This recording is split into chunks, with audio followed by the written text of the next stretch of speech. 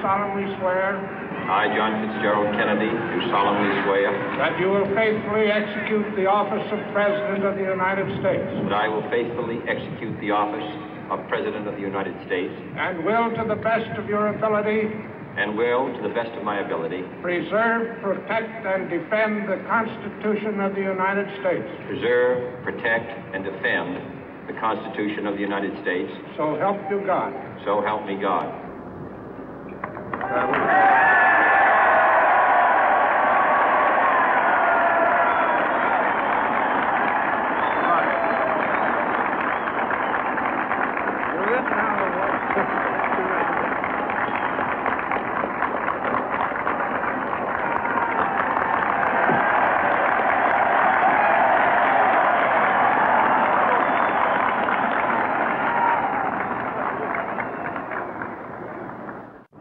Vice President Johnson, Mr. Speaker, Mr. Chief Justice, President Eisenhower, Vice President Nixon, President Truman, Reverend clergy, fellow citizens.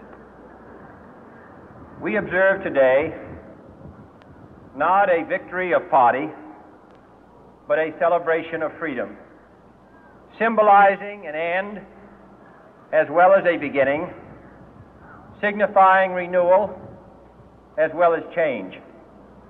For I have sworn before you and Almighty God the same solemn oath our forebears prescribed nearly a century and 3/4 ago. The world is very different now, for man holds in his mortal hands the power to abolish all forms of human poverty and all forms of human life. And yet the same revolutionary beliefs for which our forebears fought are still at issue around the globe. The belief that the rights of man come not from the generosity of the state, but from the hand of God.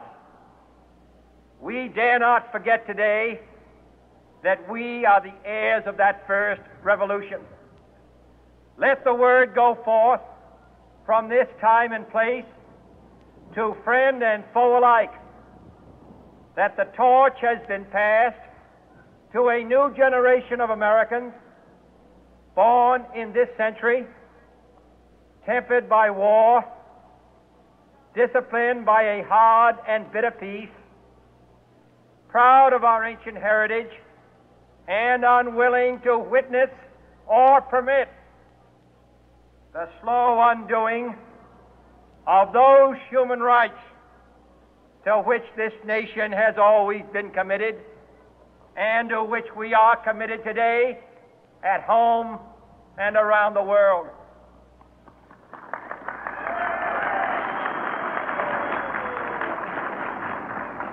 Let every nation know, whether it wishes us well or ill, that we shall pay any price, bear any burden, meet any hardship, support any friend, oppose any foe to assure the survival and the success of liberty.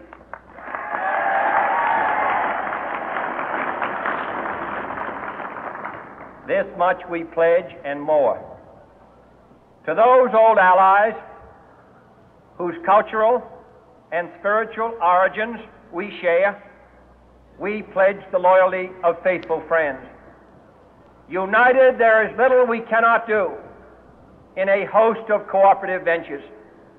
Divided, there is little we can do, for we dare not meet a powerful challenge at odds and split asunder. To those new states whom we welcome to the ranks of the free, we pledge our word that one form of colonial control shall not have passed away, merely to be replaced by a far more iron tyranny. We shall not always expect to find them supporting our view, but we shall always hope to find them strongly supporting their own freedom and to remember that in the past, those who foolishly sought power by riding the back of the tiger ended up inside.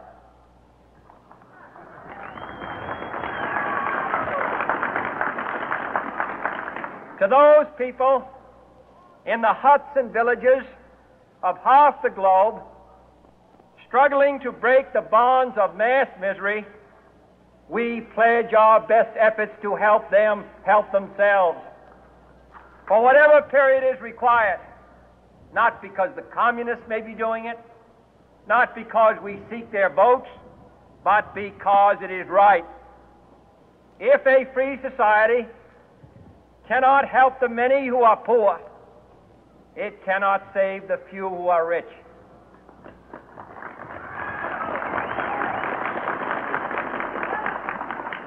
To our sister republics south of our border, we offer a special pledge to convert our good words into good deeds, in a new alliance for progress, to assist free men and free governments in casting off the chains of poverty. But this peaceful revolution of hope cannot become the prey of hostile powers. Let all our neighbors know that we shall join with them to oppose aggression or subversion anywhere in the Americas. And let every other power know that this hemisphere intends to remain the master of its own house.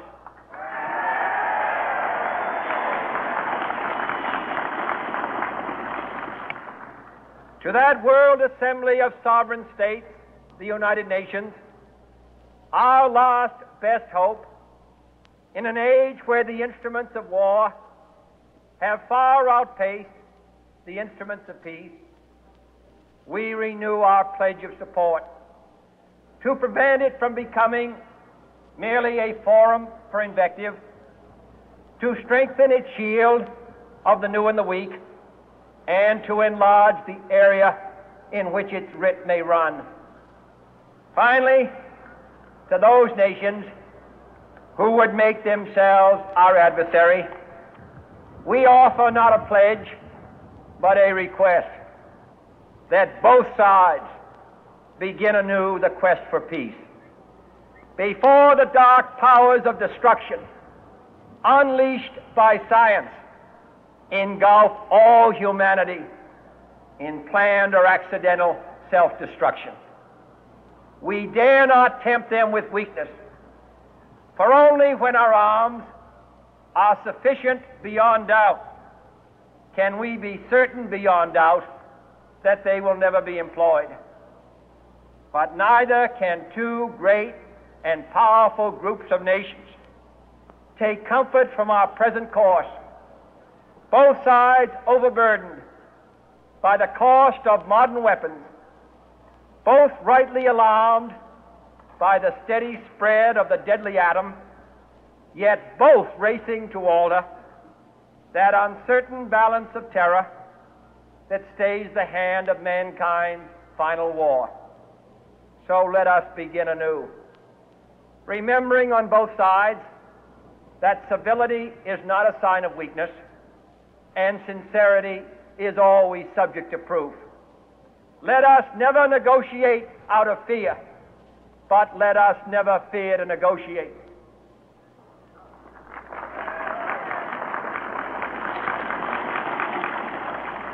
Let both sides explore what problems unite us, instead of belaboring those problems which divide us.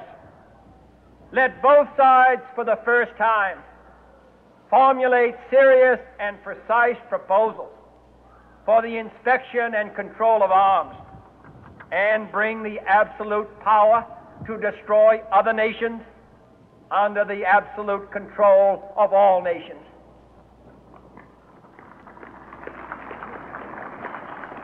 Let both sides seek to invoke the wonders of science instead of its terrors. Together, let us explore the stars, conquer the deserts, eradicate disease, tap the ocean depth, and encourage the arts and commerce.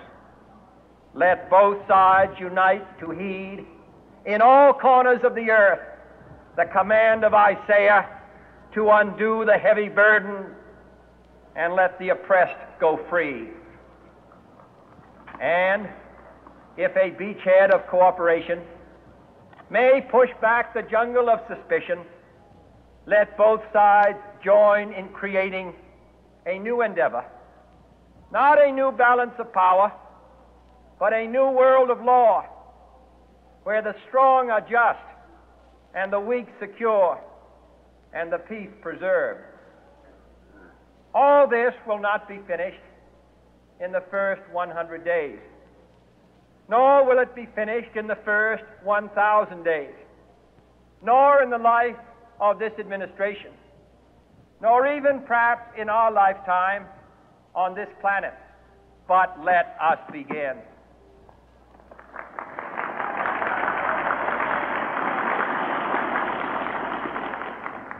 In your hands, my fellow citizens, more than mine, will rest the final success or failure of our course.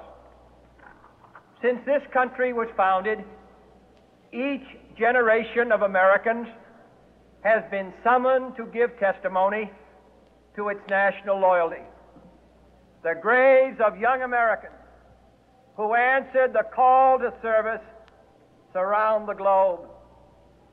Now the trumpet summons us again, not as a call to bear arms, though arms we need, not as a call to battle, though in battle we are, but a call to bear the burden of a long twilight struggle, year in and year out, rejoicing in hope, patient in tribulation, a struggle against the common enemies of man, tyranny, poverty, disease, and war itself. Can we forge against these enemies a grand and global alliance, north and south, east and west, that can assure a more fruitful life for all mankind? Will you join in that historic effort?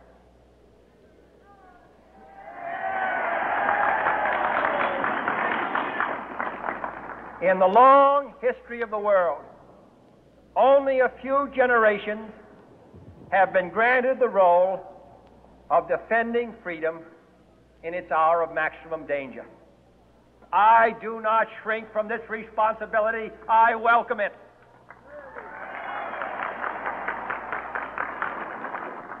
I do not believe that any of us would exchange places with any other people or any other generation. The energy, the faith, the devotion which we bring to this endeavor will light our country and all who serve it. And the glow from that fire can truly light the world. And so, my fellow Americans, ask not what your country can do for you. Ask what you can do for your country.